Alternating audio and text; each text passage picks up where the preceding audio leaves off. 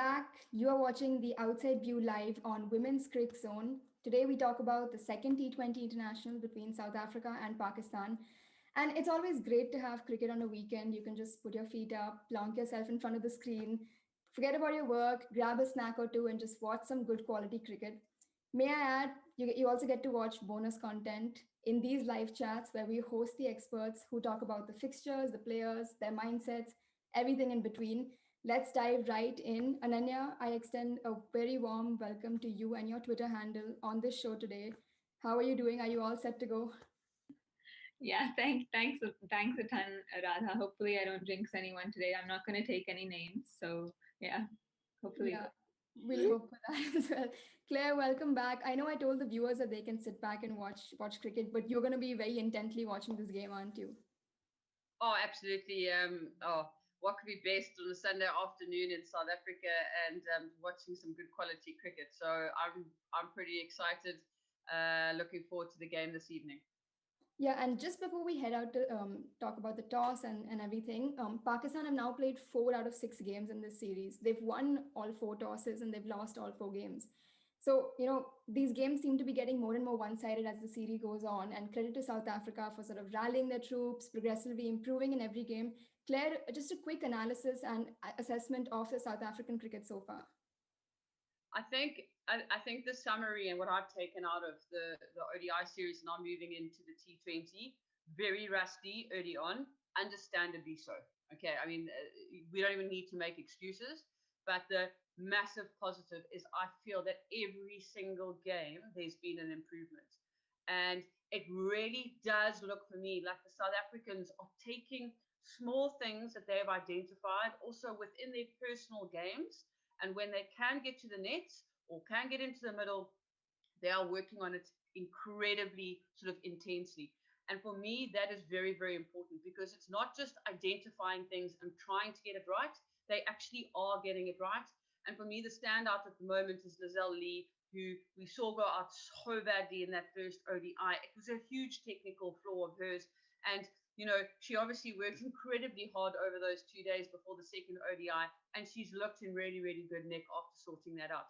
The fielding, the run-outs, the catches, it's just getting better and better and better. So from a South African side, I'm glad to see there's improvement sort of every game that they're playing. Yeah, and improvement gives confidence not just to the players, but to the staff and the viewers at home as well. And, on the other hand, we see Pakistan to be in this sort of a lull where they try to come out with intent and energy every single time, but then they go into that familiar state of, oh, it's out of our hands now. And, keeping the South African merit aside, Pakistan surely now have to be concerned, don't they? Yeah, I think they will be. And I think what hasn't helped them, especially going into this T20I series, is Javeria Khan's absence. I think one, it was her form was a concern, but now it's also her absence. I think they lacked a leader in the field in the first T20I. We saw Alia Riaz kind of looked out of her depth as a captain. You could see those open fields that, just gifted South Africa a lot of the runs, and they made the chase much easier than it should have been. So yeah, I'm sure they're concerned. I think they have a lot of issues to solve. Through the ODI series, we were talking about the batting and how their top order need to find runs. In the first T20I, we saw them come out with positive intent. We saw them play a lot better than they did through the ODIs, but then it was the bowling that disappointed. It was the fielding that disappointed. So I mean, Pakistan just have this tendency to kind of drop off. Their intensity really drops through the game, and yeah, it's something that will concern them. And hopefully, David Hemp is able to find solutions as soon as possible because they have a big tournament coming up in a few months. Yeah, and news is that contrary to the hopes and whispers going around, Javeria is still out of the second T20. Alia Riaz is set to lead the side. And Claire, just a quick thought on now, Captain Javeria is surely going to pull Alia aside and tell her a little bit about what she needs to improve when it comes to tactics on the field. Don't you think so? Absolutely. I mean, I think Javeria Khan's going to have spent many, many hours. I'm not quite sure what their rooming situations are like in the bio bubble and all that sort of thing, but I would have tried to make sure the two of them are rooming together just so that they can be talking literally every single day, every minute of every single day, and spending as much time talking about captaincy as possible. Jokes aside, like, it is not an easy task to captain in cricket. I've played many sports across in my lifetime, and it's got to be the hardest sport to captain in. There is so much going on the whole time. It's not just about keeping your players together and, you know, trying to rile them up and get them to play in a positive way. And, you know, like if you're talking about football or, you know, rugby, it's, you know, getting passes together or making sure the forwards are working well. You know, in cricket, you kind of making decisions, tactical decisions all the time on the field. And it's an incredibly difficult job. And so you know, when we want to criticize and give feedback, it really isn't meant in a horrible way. It's just really to try and, you know, get people to understand that there are so many things that can go wrong on a cricket field when you're captaining, and then you might not be making the best decisions. So I hope that they've spent a lot of time together over the last sort of 2 days. When was it? Friday? Yeah, 2 days. So just so Alia Riaz can try and absorb. And I think the important thing for Alia Riaz is not to try and get everything right, because you can't. If you're not captaining day in and day out, it's very difficult to try and take all that information on board and make sure you apply it 100% correctly. But what I do think they should do is, like, one of the small things is just try and get the field placings right. I think if they can sort of do that, you're almost creating that 12th fielder. You know, we've often spoken about the scoreboard, you know, being a 12th fielder and creating that scoreboard pressure. But at the same time, if you get your angles and the placements of your fielders correct, you've got another opportunity to create another fielder within the field. So I think that should be one of the very first things. Don't try and do too much and get it all right, but just really work hard at getting that field placement right. So we have news from the middle that Alia and Pakistan have won the toss for the fifth time in a row. They've chosen to bowl. So in the three ODIs, they chose to bowl three consecutive times. And in the first T20, they chose to bat. Now they've gone back to bowling. Ananya, your thoughts on the decision? Do you think there was sort of some external factors also playing a role here?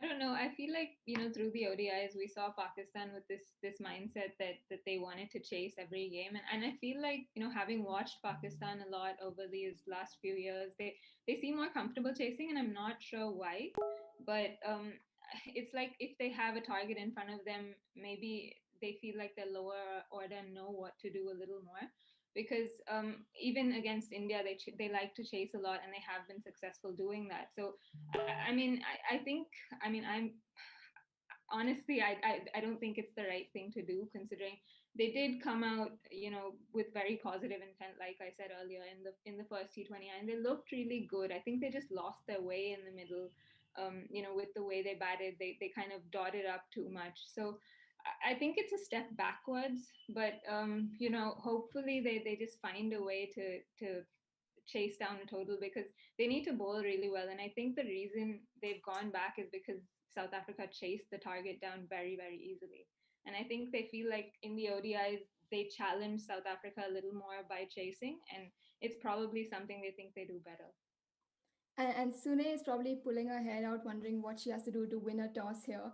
But we're looking at the Pakistan lineup here, and there's been one change. Nahida Khan, as we were talking about off air, she's missed out, and Nasha Sandhu, spinner, has been brought on. Ananya, just quickly your thoughts on that. I mean, they've brought a bowler in, and then they've chosen to bowl first.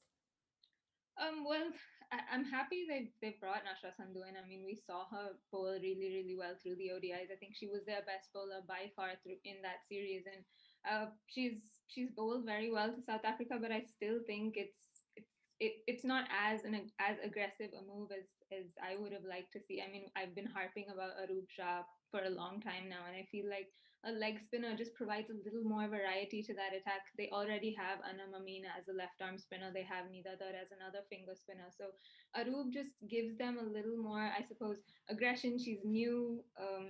But yeah, Nashra has proven her mettle through the series, and hopefully she's able to, continue to do well for them. Maybe provide them a little more control. I think Anam Amin was a little wayward.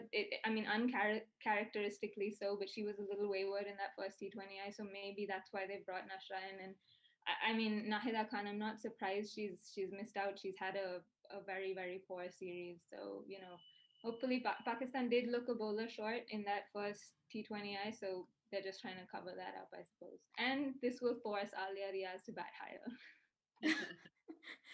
I think that's perfect news for any Pakistan fan as well. Claire, we're looking at the South African lineup, and you were talking about whoever has been given an opportunity, sticking with them, and it's good to see that Tasman Brits is still there. We have Sinalo Jafta still in. We have one change where Shangase has come in from Laba. You seem excited. Yeah. I mean, we were chatting earlier off air about it, and I'm really excited to see that change. I've sort of been not calling for it sort of the whole series or the whole ODI series and now going into the T20. But it really is just to give her the experience and give her a run. She's been around the squad, she's been around the setup, and she's a really sort of exciting young spinner, right arm off break bowler. So I think it's going to bring a lot to the team. I think Mlaba has bowled really well, and this change, and often people struggle with this concept. This change, I don't believe, is due to performance. It's definitely not due to performance. Mlaba has bowled beautifully. She opened the first bowling in the first T20. I think she did really well. Her figures were exceptionally well. She's picked up a couple of wickets in the ODI series. So it's just a lovely example of strength within a squad. She's got the experience. She's done really, really well. And now what they're trying to do, Hilton's saying, cool, let's give someone else an opportunity. Let's try and give more experience to the youngsters coming through. And that's why Shangasi's got to look in. And I think that's a really exciting way for people to coach and for the South African squad to be sort of sitting with this sort of issue, problem, however you want to sort of, bringing other people in. And, hopefully within the squad, they're talking about these kind of decisions the whole time. So it's also about the players being comfortable with this approach and sort of seeing the bigger picture and seeing the future for the next 2 to 4 to 5 years. And it's a healthy way to sort of be developing young cricket talent within South Africa. There is one common aspect to all the best teams in the world, that is bench depth, and we're really seeing South Africa cultivate that, with every match that comes, which is very good to see. Now, Claire, the fact that they're batting first, do you think that sort of just opens the floodgates and says, go wild, make as many runs as you can? Because in the first T20, I mean, they just had to chase 125. They did that very comfortably. Do you see them just being much more attacking this time around? So probably not, and I actually hope not. I hope they start, sort of those first 5 overs exactly like they did in the first T20. It really did work for them. Tamsin Britt took her time to getting her eye in, and then she batted beautifully and got past that 50 mark. So that was fantastic. Lizelle Lee looked really, really good as well. So I would like to see them take the first 6 to 10 balls, getting your eye in, just working out what the pace of the pitch is like. We don't know what pitch they're playing on today. What we saw was the first ODI and the second ODI were played on the same pitch, and then we had the third ODI and the first T20 played on the same pitch. So if it goes at the moment according to this, it would be a new track that they're playing on. So again, they're going to have to see how it plays. But the one player I think that is still lucky to be in the side is Sine Loose, because she just can't win a toss. So I think Danae van Niekerk's going to have to send her a lucky pair of socks or something, just to try and hopefully let her have an opportunity to sort of choose what she would like to do, bat or bowl. Anyway. we have to get some stats on that if a captain has lost all tosses in a series. But Ananya, let's just look at the Pakistan bowling lineup, since they're going to be bowling now. They brought in a bowler, obviously, an experienced one, as you mentioned yourself. Who do you see taking up the new ball and maybe the first opening pair? What is that going to look like? Well, I think there's no question about where Diana Baig taking the new ball. I think that she's been exceptional for them through the series, so I think she will continue to take that first over. And I think since Anam Amin does it in T20s and she has been their go-to with the new ball, I suppose Anam Amin will take the new ball from the other end. But I mean, I think they should take a chance with someone like Aiman Anwar, simply because she swings that new ball early. And Lizelle Lee, like we saw, I mean, although she's done a ton of work and has started to play very straight, I think she may be a little susceptible to someone who bowls those really booming in swingers. So I think they should take a chance with Aiman Anwar early, maybe give her the new ball instead of Anam Amin. But I think Pakistan, the way we've seen them go, they seem to have this stock standard approach of, they plan something and they only go with that. And with Alia Riaz again, inexperienced captain. Whether she's going to take those gut decisions again is going to be a question. So I think that they're going to go with big, and I mean, and maybe Emma Anwar comes in the third or fourth over, something like that. Yep, And you talk about gut decisions. sorry, Radha. I just wanted to say I totally agree with Ananya. I think someone who can just sort of bring that ball back into Lizelle Lee and straighten the odd one, I think is a sort of a perfect opportunity for them to look at. You know, it's T20 cricket. Even if you give each of the opener bowling just one over each, you give it a bash. Um, and then you can bring Anand back in. It's not like you're losing anything. She could literally be bowling the third over, so you don't really lose anything in that. But I think that would be a fantastic way to sort of show a little bit of aggression up front. Yeah, and I was just saying that Alia Riaz, obviously Ananya mentioned, has to take those gut calls on the field in that moment. Claire, do you think that when a captain takes these calls, it comes with having been a captain for the past 20, 25 games and that captain experience, because it's going to be very new for her and sort of a bold decision that she has to make. So do you reckon that she sort of, it just comes with every match, or does it come with a lot of experience? I think it's an interesting one because I think there needs to be strategy. So as sort of a core group of senior players plus the coach, you need to be discussing about what your plans are for the different batters, and trying to work out where your strengths are and where their weaknesses are, and where that can get you an opportunity to get an early wicket. So for me, that's the first sort of thing that they need to be looking at and strategizing around how they can get an early breakthrough, because that's going to be critical for them in the second T20. They need to get South Africa shaky early on. We said that in the first T20, and they couldn't get it right. South Africa just got off to a great start. It was too comfortable for them to start with. Then on top of that, we all have that gut feel, and we know that gut feel.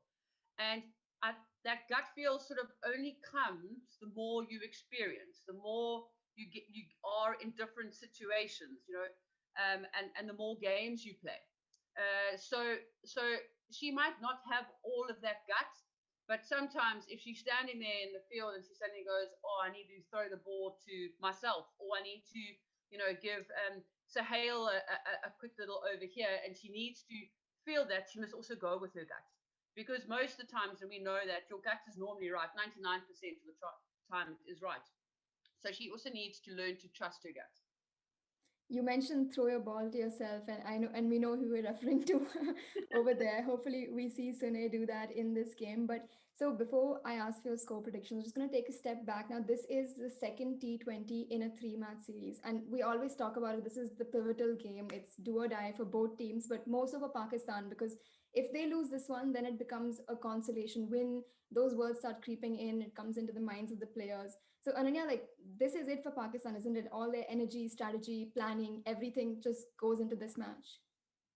Yeah, it does. And I mean, I guess if they win this game, it'll potentially make their tour a little better.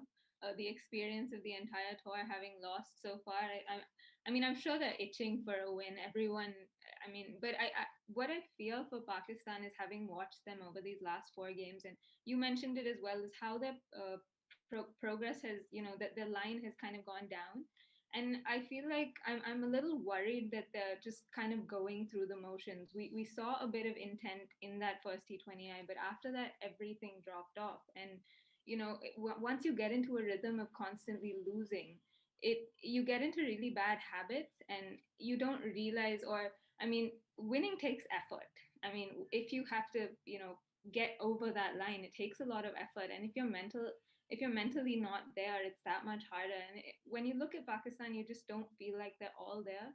And now without Javeria Khan, and we've mentioned this a lot, with Alia Riaz as captain, I mean, we saw in the previous game as well, it seems like there are too many people giving too much information. Everyone's shouting instructions from cover, from deep fine leg, everywhere. All the senior players are shouting instructions at the bowlers, at the fielders, and you can feel that frustration kind of starting to creep into them. You can hear it in the field. It's not encouragement anymore, it's just frustration. So I mean, they really need to pick themselves up. Hopefully after that first game, they've had a bit of a meeting and kind of calmed down, and hopefully their emotions are are in check today, and they, instead of going down, the line kind of goes up, because they really need to dig deep and find something special to win. Otherwise, I feel like they're gonna get drubbed today. I hope I'm wrong, but I just have this feeling about that. Yeah, fortunately or unfortunately, in the world of sport, the world associates good playing or good cricket with a win on the score sheet, and I think that's what the players are going to be feeling as well. And on the other hand, South Africa, although they have their falters here and there, they're improving too. Four wins is a good sign, and in the newspapers or whatever, you have four wins that's going to be written. So for them coming into this game and the game after, I think they do have, Claire, they have more experimentation, more freedom to kind of go ahead and give their younger players and their less experienced players more opportunities. Yeah, absolutely. I think Pakistan, and we touched on it earlier, sort of missed a trick again. If I were them, I would have batted first again. It's just sort of trying to just show a little bit of dominance in a situation when you have very little dominance. But you can sort of, by saying we're going to bat first, you're kind of taking the bull by the horns a little bit. Because the worst thing that can now happen is South Africa go and score, I would like to say, 150 plus. But that's the worst thing that can now go and happen. And now, if they've chosen to bowl, and now they're chasing a score of 160, even more than 160, that's sort of really game, set, match for them in terms of their whole tour, their whole visit to South Africa. You kind of going to be saying everything that's come out of it is going to be predominantly negative. There are not going to be many opportunities to find for sort of positive things. So, I really hope that Pakistan can be very, very sort of physical up front, and really try and give the South African openers a bit of a hard time from their opening bowlers. And Claire, you mentioned, positive mindset and things like that. Do you think that kind of reflects in their selection, not willing to play a leg spinner, I suppose, and continuing with the finger spinners?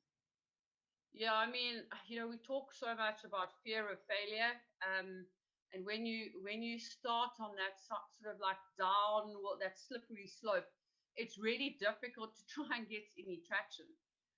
And for me, if they'd chosen to put Arib Shah in, and then they've said no, we are actually going to bat first. Those for me would be two real positive outcomes out of that, the second T20. But already they've sort of said, no, we're not going to be sort of risky. We're not going to play this very young, exciting leg spinner. Like you said to yourself, what is the worst that can actually happen? She goes for a whole lot of runs. Leg spinners do go for a whole lot of runs. It's 4 overs. And then you need to say to other senior bowlers, guys, we need to pull this back. We need to support. But at least you've given her a run. You've given her an opportunity at this level. And from everything I've heard and I've seen from her, she's an incredibly exciting prospect. And we saw what happened with Ayesha Nassim. She really is fantastic. She is so exciting to watch back. Now, if you come away and if you're on the plane back to Pakistan and you kind of go, well, we've given two youngsters a good run and both of them come off, we might have lost all 6 games, but that's a massive positive. And we've spoken about trying to build Pakistan cricket, starting at the grassroots and building it up. But this is that would be really two good success stories. Two youngsters, good performances, and they've got some experience. Perfect. That's a good tick. We've got two good, promising youngsters for the next sort of 10 to 15 years. So Pakistan really have to find something to sort of stay positive about. And they need to almost try and make sure they're doing the small things right, getting that right. And hopefully, I'm going to repeat myself, but they need to be aggressive up front. They need to be getting in the faces of the South African openers. And, in the first power play, if South Africa can lose, and it doesn't even matter if they get away a little bit, I would almost say let them get away with a couple of runs.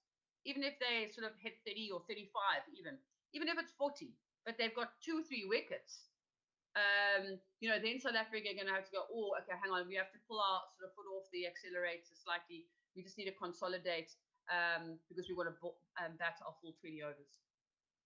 And I'm thinking that Pakistan's bowling has arguably been better than their batting in this series. So, Ananya, I know you touched upon it, but just to reiterate, is it possible that they chose bowling because, hey, this is our strength? We know what we're going to do. Our bowlers have been in good form, so we're just going to go and sort of put our front foot forward and put our bowling attack out there first. I mean, I guess you can look at it like that, but I mean, in most cases, when your bowling is stronger, you would like to defend, because you feel like your bowlers can defend everything, and that's a mindset I've seen a lot with India. And I think when your bowling is stronger, you tend to be more comfortable, maybe even defending a 120. So, we can look at it like that, but I'm not convinced that that's the reason. I think they're just gone because, like Claire said, they don't want to take that first step. They don't want to make the first punch. So they're kind of waiting for South Africa to make the moves before they do themselves. So I feel like that's why they've made that decision. Yeah, and that seems like a bit of a defensive mindset. So hopefully we do see attacking cricket from them. Claire, we'll start off with you. A score prediction. South Africa's batting first. I mean, the ball is in their court, really. Sure. Do I be brave and brazen here, or do I go safe?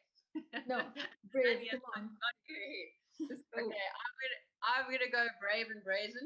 And I am really hoping South Africa can smash it out the park and we can see a score of about 165 to 170 on the board. If I were to go safe, I'd say 150, and of course that's a good score in ladies cricket. But I'm going to be bold, and I'm going to say South Africa, if they really want to sort of start stamping their authority and sort of knocking on the door of those top four, they need to go, you know what, we've played Pakistan and we've smashed 170. It's not going to be easy, let me tell you, because if this wicket has anything like it has played, it's going to be slightly slower. So they're going to have to be very clever in how they approach that target. But I'd be very excited if they can get it up to the 160, 170 mark. I'm sure everyone's going to be excited with a really high scoring game. So 165, 170 is Claire's call. Ananya, your turn. Yeah, I feel like Pakistan are just going to wilt. I have this very, very bad feeling about that. So I'm not going to go as high as Claire. I'm going to say 158. I feel like South Africa are going to fall away a little bit towards the end. 158, did you say? Yes. Okay, perfect. That's great. The more specific, the better. So we have our score predictions in. The match has started. So everyone tuning into this, thank you for coming and watching this. Head over to the match. Also follow all Ananya's tweets on Twitter. We'll be watching out for that. We'll see you in the mid-innings segment. Yeah.